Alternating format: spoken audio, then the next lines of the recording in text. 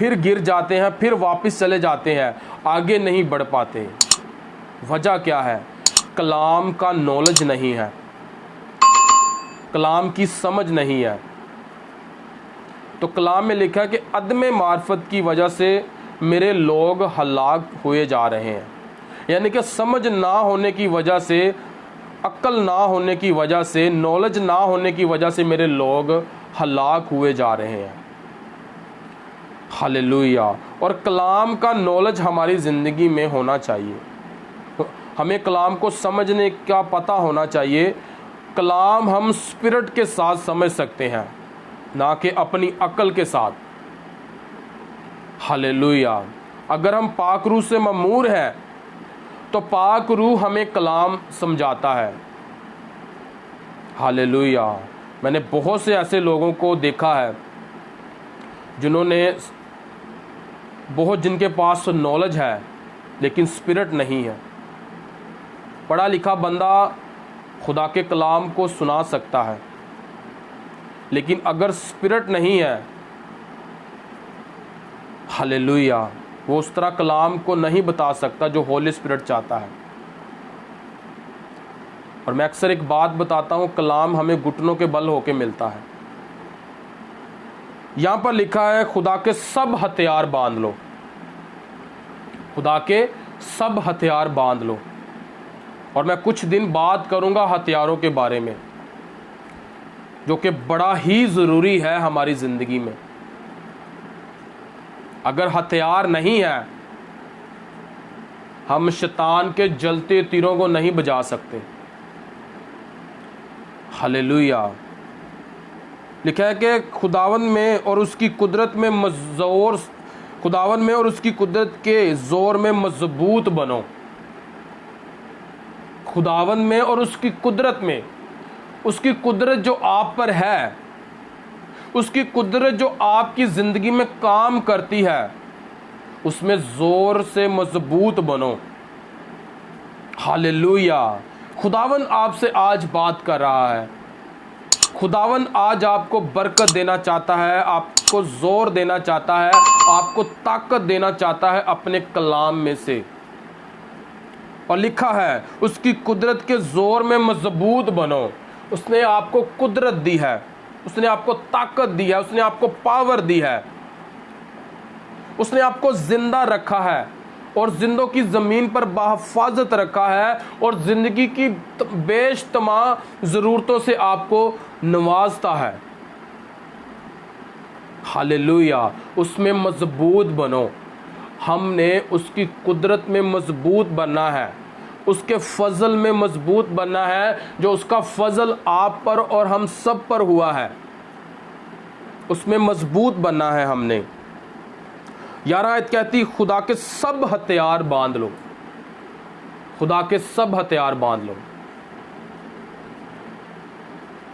खुदा का हथियार, रूह की तलवार, खुदा का कलाम है। अगर ये हमारे अंदर है,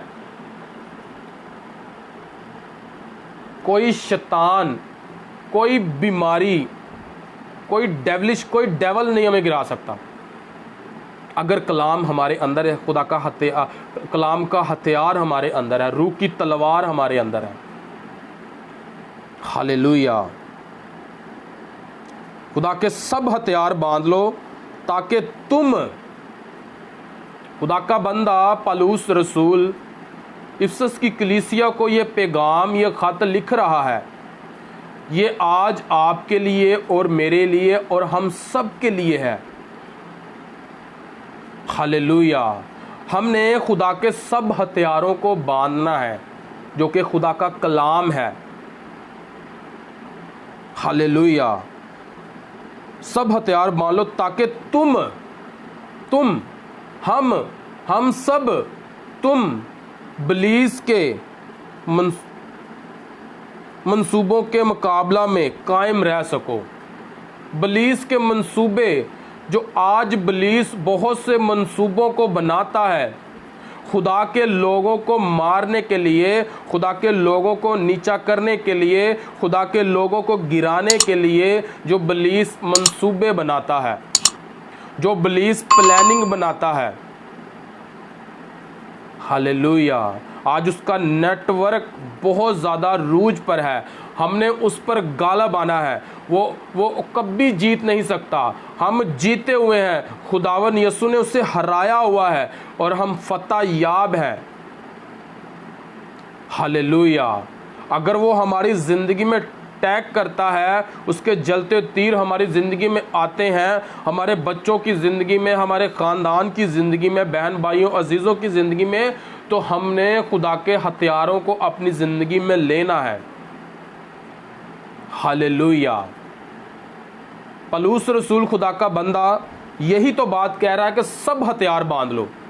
इसका मतलब है कि शैतान हमारी ज़िंदगियों पर अटैक करता है। इसका मतलब ये है कि शैतान हमें गिराना चाहता है, हमें मारना चाहता है। हालेलुया। आज देखें आप, इसलिए बहुत से लोग पीछे हैं, उन्हें आगे होना चाहिए। और बहुत से लोग जो यूथ है, नौजवान बहन भाई है, वो नशे में लगे हुए हैं, वो जिस्म के कामों में है। ये सब उसके मंसूबे, इब्लीस के मंसूबे हैं कि वो खुदा के लोगों को इस राह पर लगाए, नशे के राह पर, हरामकारी के राह पर, और दुनिया के जो जिस्म की ख्वाहिशें हैं उस पर लगा के रखे। ये उसके मंसूबे हैं। हालेलुया। हमने खुदा के हथियार को अपनी ज़िंदगी में लेना है, स्पिरिचुअली, रूहानी हथियार जो कि खुदा के कलाम में से हमें मिलते हैं। हालेलुया। आप अच्छे हो सकते हैं, लेकिन अगर आपके पास हथियार नहीं, आप कभी जीत नहीं पाएंगे। आपको लड़ना आना चाहिए। हालेलुया। अगर आप मजबूत हैं, अगर आपके पास खुदा के हथियार हैं, तो इब्लीस आपके ऊपर भी नहीं और आपके बच्चों के ऊपर भी अटैक नहीं कर सकता। हालेलुया। आज देखिए, बहुत से लोग, माँ बाप पीछे हैं और उनकी औलाद, उनके बच्चे भी पीछे हैं, और बहुत से बच्चे बीमार होते हैं। अब उनकी गलती नहीं है, ये माँ बाप की गलती है कि वो खुदा के साथ वफादारी के साथ नहीं चलते और खुदा के हथियारों को अपनी ज़िंदगी में नहीं लिया। हालेलुया। और ये सीक्रेट है, अगर आप खुदा के साथ चलते हैं और खुदा के हथियार आपकी ज़िंदगी में है, खुदा का कलाम है, तो इब्लीस आपको और आपके बच्चों, आपके पूरे ख़ानदान को नहीं छू सकता। हालेलुया। कलाम में लिखा कि वो मारने आया है, वो हलाक करने आया है, लेकिन यीशु मसीह इसलिए आए कि हम ज़िंदगी पाएं और कसरत की ज़िंदगी पाएं। हालेलुया। अगर आपको समझ आ रही है तो मुझे बताएं आमीन लिखकर, ताकि मैं आगे बढ़ूं और होली स्पिरिट बहुत से लोगों को आज छू रहा है और उनके दिल को तैयार कर रहा है, उनकी प्यास को बढ़ा रहा है। हालेलुया। हथियार हमारी ज़िंदगी में खुदा के होने चाहिए। खुदा के सब हथियार बांध लो ताकि तुम इब्लीस के मंसूबों के मुकाबला में कायम रह सको। इब्लीस जब आप पर अटैक करे तो आप कायम हो, आप उस चट्टान पर खड़े रहें जो चट्टान यीशु मसीह है। हालेलुया।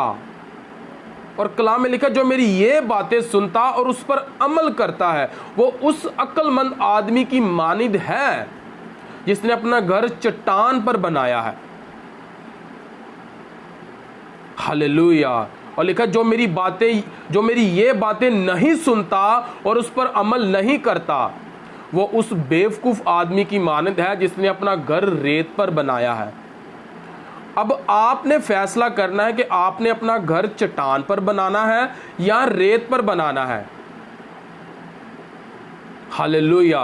क्योंकि तूफान आएंगे, इब्लीस आपकी जिंदगी में अटैक करेगा, वो खुदा के लोगों को गिराना चाहता है, लेकिन आपने खुदा के हथियारों को अपनी जिंदगी में लेना है।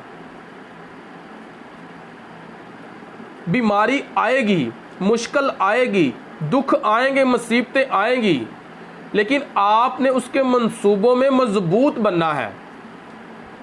लेकिन सब हथियार बांध लो ताकि तुम इब्लीस के मंसूबों में कायम रह सको, उसके मंसूबों में कायम रह सको। कलाम में लिखा यसाया की किताब में कि तुम पानियों में से होकर गुजरेगा तू, लेकिन पानी तुझे डुबो ना पाएंगे। तू आग में से होकर गुजरेगा और आग तुझे जला ना पाएगी। हालेलुया। अगर खुदा के हथियार हमारी जिंदगी में है तो कोई बीमारी हमें मार नहीं सकती। हालेलुया। अगर कलाम, खुदा के हथियार हमारी जिंदगी में है, कोई दुख हमें नहीं पीछे कर सकता, कोई बीमारी हमें पीछे नहीं कर सकती। हालेलुया। अगर आपको समझ आ रही है तो मुझे बताएं, मैं आपके कमेंट पढ़ रहा हूं। रिजवान भाई, मैं आपके लिए दुआगो हूं। खुदावन आपको बरकत दे। अगर आप मुझे